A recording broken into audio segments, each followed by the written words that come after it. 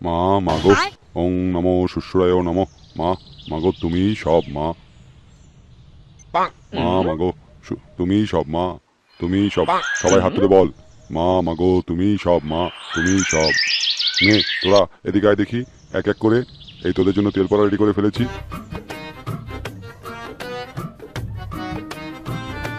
তোর জানি কি সমস্যা বলছিলি? বাবা, আমার শাশুড়ি আমাকে সবসময় জ্বালাতন করে। মা মাগো তুমিই সব মা। এই যে তোর জন্য তেল পড়া, শাশুড়িকে এই তেল দিয়ে কালকে বেগুন ভেজে খাওয়াবি, বুঝলি? দেখবি একদিনের মধ্যেই ফল, সে তোরা আর কিচ্ছুটি বলতে পারবে না। মা মাগো, তুমিই সব মা, তুমিই সব। আপনার আশীর্বাদেই সব হচ্ছে তিলকানন্দগিরি বাবাজি। জয় হোক বাবার, জয় হোক। আর কে আছিস এদিকে আয়। জয় মা মাগো তুমিই সব মাগো। পথ দেখাও মা, সবাইকে পথ দেখাও। আর শোন, যাবার আগে কাঠের বাক্সে কিন্তু তোদের ফিসটা দিতে ভুলবি না, তাহলে কিন্তু মা তোদের উপরে রাগ হবে, বুঝলি? নান্টুদা, তুমি কি দেখেছো ওখানে হচ্ছেটা কি? এই ফটকে, সামনে চল, সামনে চল, এখানে কিছু বলা যাবে না, সামনে চল। দেখেছো নান্টুদা, লোকটার কারবার দেখেছো? এই লোকটা ভগবানকে পুঁজি করে দিব্যি ব্যবসা করে যাচ্ছে। তা তুই বুঝলি কিভাবে যে সে ভগবানের নাম ভাঙিয়ে ব্যবসা করছে? নান্টুদা, আমার মনে হয় ফটকেটা ঠিক কথাই বলছে। আমি তোমাদের সাথে সারাদিন মিশি বলে আমার মা এই তিলকানন্দ গিরি ঠাকুরমশাইয়ের কাছে এসে বলেছিল বাবা আমার ছেলেকে কিভাবে পথে আনবো। ও তো সারাদিন এদিক সেদিক ঘুরে বেড়ায়। বাবা আমার মাকে একটু তেল পড়া দিয়েছিল 500 টাকার বিনিময়ে। তাও আবার মা 1 কিলো তেল কিনে দিয়েছিল।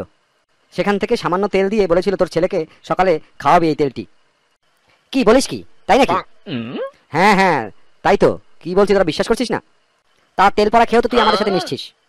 মিশতে আর পারলাম কই, দেখছিস না? তারপর থেকে খালি ছুটছি। আমি ঘর থেকে বের হবো কি, পায়খানা থেকেই তো বের হতে পারছি না। চল তাহলে বাবার কাছে গিয়ে চাকরির জন্য পড়া চাই, দেখি উনি আমাদের কি করে। কি আর করবে, দেখবে একটি মোমবাতি ধরিয়ে দিয়ে বলবে এই মোমের আলোয় তুই পড়লেই তুই চাকরি পেয়ে যাবি। শোনো নান্টুদা, এই ভণ্ড যতদিন এই গ্রামে ভণ্ডামি করবে ততদিন আমাদের ভুগতে হবে, বুঝলে? তুমি একটা কিছু বুদ্ধি বের করো দেখি, কিভাবে এই ভণ্ড সাধুকে গ্রাম থেকে তাড়ানো যায়। নান্টুদা, এক কাজ করো, সন্ধ্যায় বটতলার নিচে মদনার চার দোকানে আসো, দেখি বসে আলোচনা করে কোনো বুদ্ধি বের করা যায় কিনা।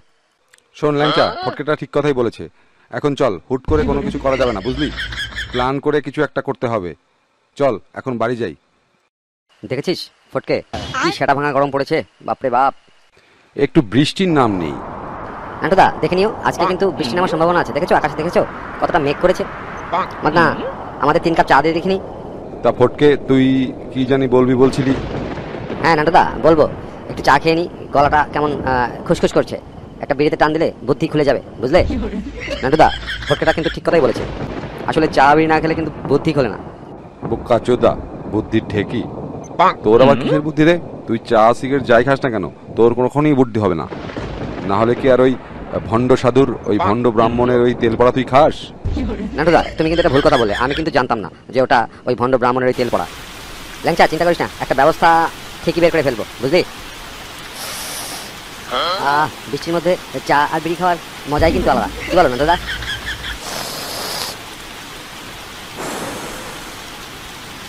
দেখিস ফটকে, গল্পে গল্পে কিন্তু বিড়ির পোঙা মেরে দিস না। আরে পাবি পাবি, তোরা তো চিন্তা করার দরকার নেই, 2-1 অবশ্যই পাবি। দেখ ফটকে, যা বলার তাড়াতাড়ি বল। বৃষ্টি কিন্তু খুব জোরে নেমে গেছে, বাড়ি পৌঁছতে পৌঁছতে অনেক রাত হয়ে যাবে কিন্তু। বলছি কেন নান্টুদা, চিন্তা করো না, এখনই বলছি। নান্টুদা, তুমি খেয়াল করে দেখেছো ওই তিলকানন্দগিরি কাছে যারা যায় তারা টাকা ছাড়াও আরো অনেক কিছু নিয়ে যায়? হ্যাঁ রে, তুই ঠিক কথাই বলেছিস, আমিও খেয়াল করে দেখেছি। আবার আরেকটা বিষয়, ওই তেল আর জলের বোতল কিন্তু ওই ভাঙা হলে চলবে না, একেবারে ইনটেক হতে হবে। তাছাড়া উনি কিন্তু এই পড়া দেন না। আসলে ব্যাপারটা হয়েছে কি, ওই ভণ্ড সাধু 2-3 দিক থেকে ইনকাম করার চেষ্টা করছে। প্রথমে তেল পড়া, জল পড়া, তাবিজ পড়া, যা যা পড়া আছে সেগুলো দেয়। তার জন্য 500 টাকা, 1000 টাকা, 2000 টাকা এরকম নেয়। আরেকটা জিনিস খেয়াল করেছিস ফটকে, এই যে গায়ের যে লোকগুলো ওনার কাছে যাচ্ছে তারা কিন্তু এই তেল পড়া আর জল পড়ার জন্যই শুধু যাচ্ছে না, তারা ওনার জন্য চাল ডাল আর অন্যান্য অনেক কিছু নিয়ে যাচ্ছে ওনাকে খুশি করার জন্য। আর 2-1টা যদি ওই ঝড়ে বগ মোড়ে ওই মিলে যায় তাহলে তো কেল্লা ফতে। নান্টুদা, তুমি ঠিক কথাই বলেছো। 10টার ভিতরে অন্তত 2-3টে মিলে গেলেই মানুষের মধ্যে একটা বিশ্বাস জন্ম নিয়ে নেয়। আর এই বিশ্বাসকেই পুঁজি করে এই ভণ্ড ব্রাহ্মণ চুপচাপ ইনকাম করে যাচ্ছে।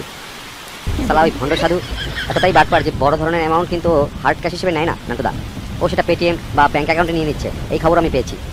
সালা তো শুনেছি এখন নাকি ক্যান্সারেরও ওষুধ দিচ্ছে। হ্যাঁ রে, তোরা ঠিকই শুনেছিস। শুধু ক্যান্সার না, প্যারালাইজড আরও বিভিন্ন ধরনের হার্টের রোগেরও সে ওষুধ দিয়ে দিচ্ছে। কত বড় ডাক্তার, কত বড় বাটপার। এখন কি করা যায় বলো দেখিনি? এই গ্রামবাসীর মধ্যে যে ধরনের বিশ্বাস তৈরি হয়েছে তা সেই বিশ্বাস ভাঙানো এত সহজ নয়, বুঝলে নান্টুদা? সালা বৃষ্টিটা একটু ধরে এসেছে, তাড়াতাড়ি বাড়ি যেতে হবে। ফটকে, এই ফটকে, নান্টুদা তুমি কি কিছু দেখতে পাচ্ছ সামনে? কি রে ল্যাংচা, এখন আবার সামনে কি দেখতে পাবো? শুধু বৃষ্টি আর বৃষ্টি। আরে ওই যে গাছতলায় ছাতা নিয়ে দাঁড়িয়ে আছে একটা ফুলটুসি আর একটা লোক, দেখতে পাচ্ছ? কই রে? আরে ভালো করে তাকিয়ে দেখ নান্টুদা, ল্যাংচাটা তো ঠিকই বলছে। ওখানে ওরা কারা? তাই তো, এই ঝড় জলের রাতে, বৃষ্টির রাতে, এত রাতে এখানে কারা গল্প করছে? আমার তো মনে হচ্ছে ওটা কেওড়াদার বউ। এই ফুলটুসি, এই বৌদিটা এত রাতে এখানে কার সাথে কথা বলছে? ফটকে, বিষয়টা একটু দেখতে হচ্ছে।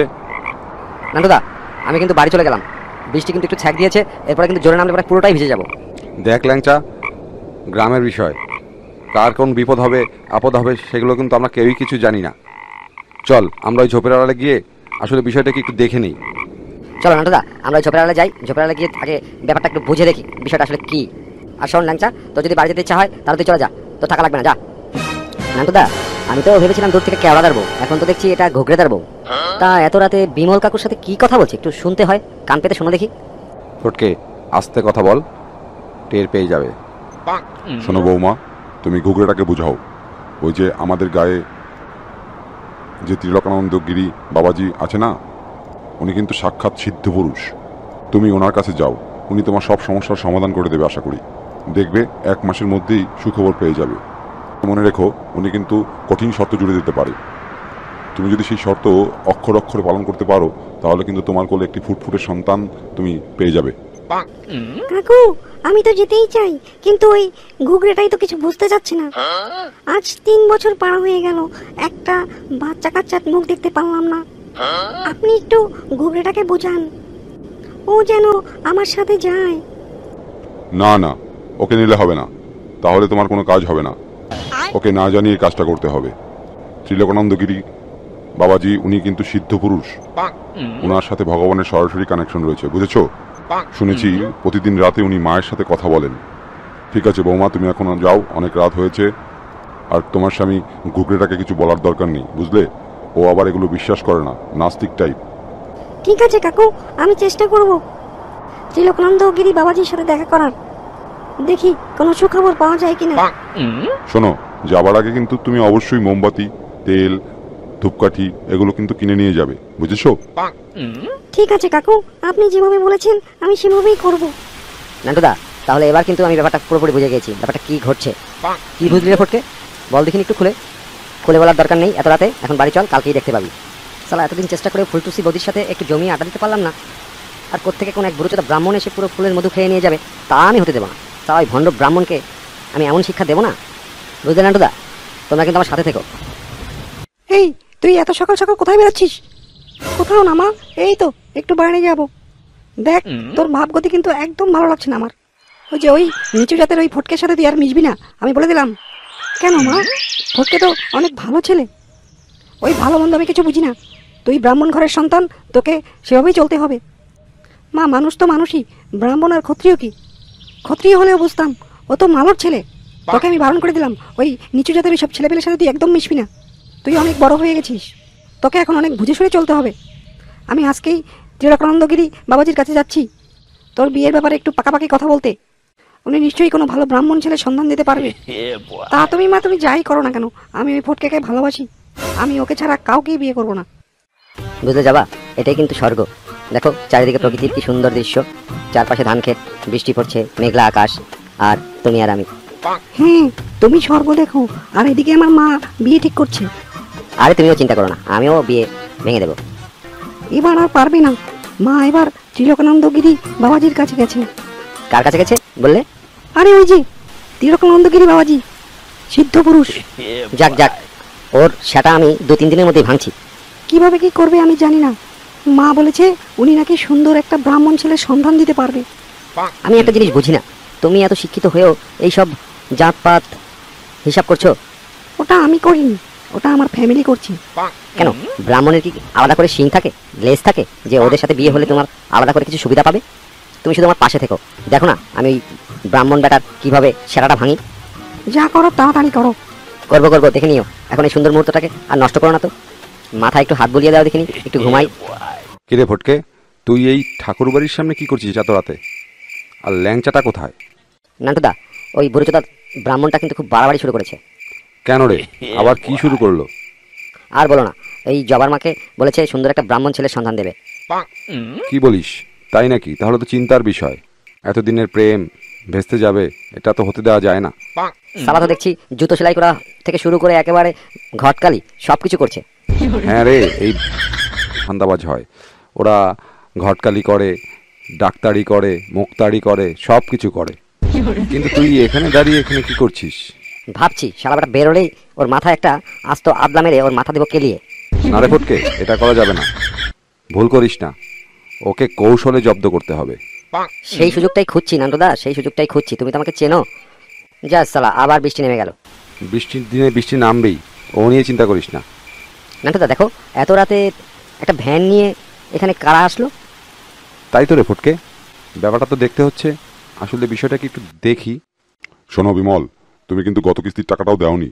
গত কিস্তিতে কিন্তু বেশ কিছু আমি মাল পাঠিয়েছিলাম। ঠাকুরদা, ও নিয়ে আপনি চিন্তা করবেন না।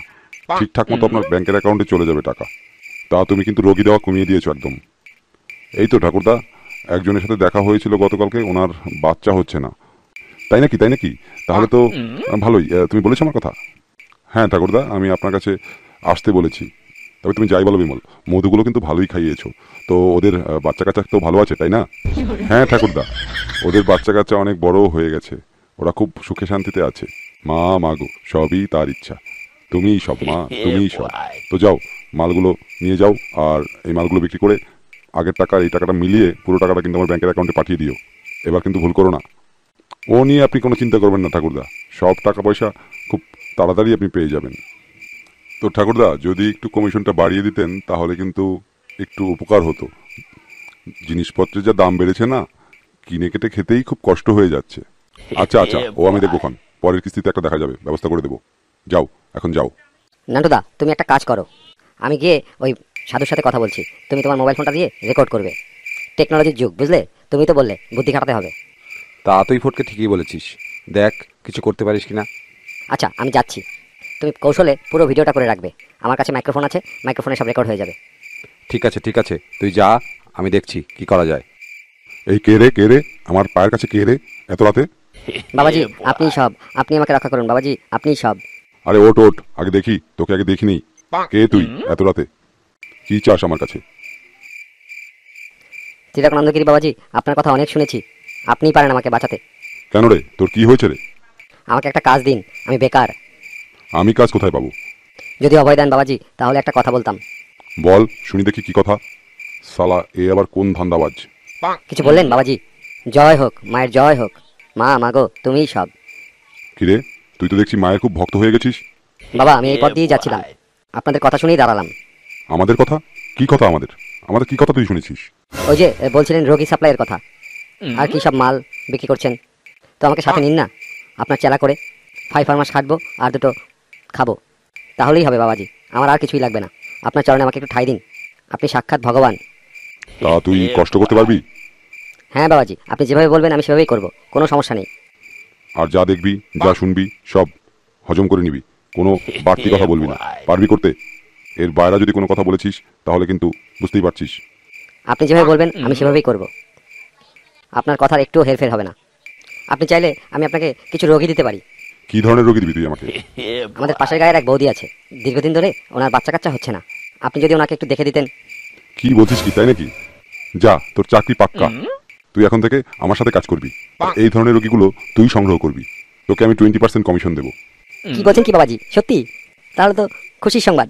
এই ঝড় জলের রাতে, বৃষ্টির রাতে একটা শুভ সংবাদ পেলাম। যা যা, বাড়ি যা, বাড়ি গিয়ে নিশ্চিন্তে ঘুম দে। আর কাল সকাল সকাল চলে আসবি, বুঝলি? আর এদিক সেদিক যত রোগী পাবি এই ধরনের সব আমার কাছে নিয়ে আসবি। 100% কাজ হয়ে যাবে, বুঝলি? তবে একটা জিনিস মাথায় রাখবি, কোনো কিছু কাউকে বলবি না। গোপন রাখবি যত, তত তোর কমিশন বাড়বে। গোপনীয়তাই সাফল্যের চাবিকাঠি। শোনো বৌদি, উনি হচ্ছেন সেই সিদ্ধ পুরুষ তিলকানন্দগিরি বাবাজি। তোমার যে সন্তান না হওয়ার যে সমস্যা, উনি সেটা সমাধান করে দেবে। উনি ঠিক যেভাবে বলবে তুমি ঠিক সেভাবে করবে, তাহলে দেখবে সব সমস্যার সমাধান হয়ে গেছে। আপাতত উনি ধ্যানে আছে, ধ্যান ভাঙুক, তারপরে বলছি। জয় মায়ের জয় হোক, জয়। সবই তোমার ইচ্ছা মা, সবই তোমার ইচ্ছা। কিরে ফটকে, তুই তোর সাথে কাকে নিয়ে আসছিস? বাবা, আপনাকে বলেছিলাম না, ওই যে একটা কথা, ওনার একটা সমস্যা আছে, উনি এই কারণে আপনার কাছে এসেছে। তা বল দেখিনি কি সমস্যা? ওনার বিয়ে হয়েছে প্রায় 3 বছর হয়ে গেল, কিন্তু এখনো কোনো বাচ্চা কাচ্চা হয়নি। ও আচ্ছা আচ্ছা, বুঝতে পেরেছি বুঝতে পেরেছি। তা তেল এনেছিস তো? হ্যাঁ বাবা, 1 কিলো তেল নিয়ে এসেছি, 2টো মোমবাতি, 2টো ধূপকাঠি। আচ্ছা আচ্ছা, ঠিক আছে ঠিক আছে, ওতেই হবে ওতেই হবে। শোন, তুই ওকে নিয়ে আমার শোবার ঘরের বিছানায় ছুঁয়ে দিয়ে আয়। আমি আবার একটু ধ্যানমগ্ন হব, ওই মায়ের সাথে একটু কথা বলবো। তারপর আমি তেল নিয়ে এসে ওর পেটে মালিশ করে দিলেই সব ঠিক হয়ে যাবে। যা নে, এক এক করে বল দেখিনি তোদের কার কি সমস্যা।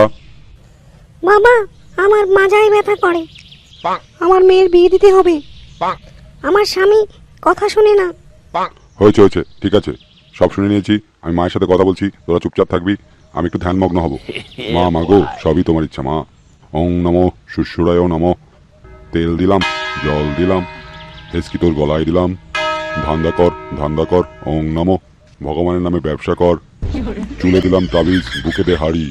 রোগ যাবে দৌড়ে, জামাই যাবে বাড়ি। বাঁশের মাথায় তেল মাখি, মাজার ব্যথা দিলাম ঢাকি। ওং সন্তান নমো বিবাহং। নে, আমার সামনে রাখা যে তেলের বোতলগুলো আছে এগুলো নিয়ে যা। তোর স্বামীকে এই তেল দিয়ে বেগুন বেচে খাওয়াবি, আর তুই এই তেল মাজায় মাখবি। আর তোর মেয়ের বিয়ের ব্যাপারে সুখবর খুব তাড়াতাড়ি পেয়ে যাবি। কাঠের বাক্সে 500 টাকা দিয়ে এখন যা। আমার জন্য একটা রোগী আবার ঘরে অপেক্ষা করছে। আর যাবার আগে সবাই একসাথে সমস্বরে বলে যা, জয় মা, তোমারই জয় হোক। মা মা গো। জয় হোক।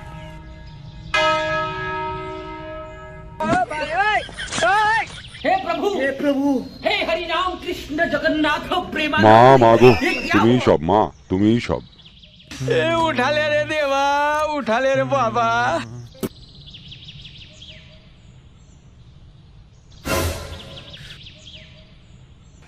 আসুন স্যার, আসুন।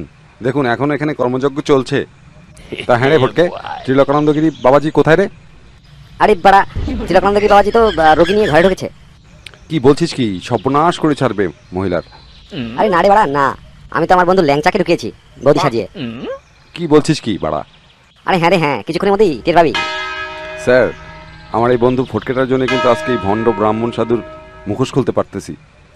তোমরাই তো এই গায়ের মান সম্মান রক্ষা করবে। তা হ্যাঁ রে ফটকে, ল্যাংচাটা করছেটা কি ভিতরে? একটু ওয়েট কর, এখনই দেখবি মিসাইল ছুটছে। বাবারি, গেলাম রে গেলাম। উঠুন উঠুন, অনেক ভণ্ডামি করেছেন, চলুন এখন থানায় চলুন। কি বলছেন কি স্যার? থানায় কেন? থানায় অনেক মানুষকে ঠকিয়েছেন, এখন চলুন থানায় চলুন। থানায় নিয়ে এখন আপনার পোঙার মধ্যে ওই তেল তাবিজ কবজ যা যা দিয়েছেন মানুষকে ওগুলো ঢুকাবো। হুজুর আমাকে ছেড়ে দিন, হুজুর আমাকে ছেড়ে দিন। জয় মা মাগো, সবই তোমার ইচ্ছা। ফটকে, আমি তোকে বিশ্বাস করেছিলাম, আর আমি বিশ্বাসঘাতকতা করলাম। ল্যাংচা, তোকে কিন্তু দারুণ মানিয়েছে। তা কিভাবে কি করলি? আর বলিস না, এই শালা বড়চোদা আমাকে তেল মাখার নাম নিয়ে মেইন পয়েন্টে হাত দিতে গিয়েছিল, ব্যাস দিলাম এক লাথি।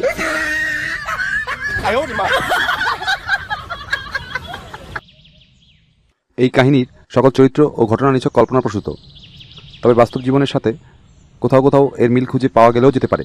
আমরা কাউকে আঘাত করতে চাই না, শুধু সমাজের এক শ্রেণীর প্রতারক আর ভণ্ডামির বিরুদ্ধে একটু ব্যঙ্গ করে, একটু চোখে আঙুল দিয়ে সচেতনতা তৈরির চেষ্টা করেছি মাত্র। ভগবান বা ধর্ম কখনোই প্রতারণার হাতিয়ার হতে পারে না, কিন্তু কিছু জন আছে গলায় রুদ্রাক্ষ, মুখে মন্ত্র, ভেতরে চালায় শুধু ব্যবসার কেন্দ্র। কেউ ভগবান বেচে, কেউ তাবিজ বেচে, কেউ বা তেল জল বেচে, আর আমরাও কিনে নিই চোখ বন্ধ করে, শুধু ভয় আর দুর্বলতার কারণে। ভক্তি মানে অন্ধ নয়, ধর্ম মানে প্রশ্নহীন ভয় নয়, ভগবানকে খোঁজো মন দিয়ে, আর মানুষ চিনো জ্ঞান দিয়ে। চোখ বন্ধ করে বিশ্বাস নয়, এবার বাঁচো বুদ্ধি আর বিবেক দিয়ে। আর মনে রেখো, ভণ্ডের গোপ যত বড়ই হোক না কেন, মুখোশ একদিন খুলে পড়বেই পড়বে।